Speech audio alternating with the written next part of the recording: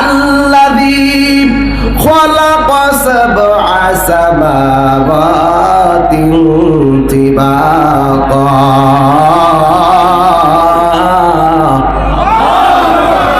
আল্লাহ রাব্বুল আলামিন হলো তিনি আসমানটাকে 7টা স্তরে বানাইছে। ও যুবক রে, প্রথম আসমানের নাম হলো রকিয়া। এই রকিয়া আসমানটার রং হলো দুধের চাইতেও আরো সাদা। দ্বিতীয় আসমানের নাম হলো ফাইদুম। এই আসমানটা আল্লাহ লোহা দিয়া বানাইছে।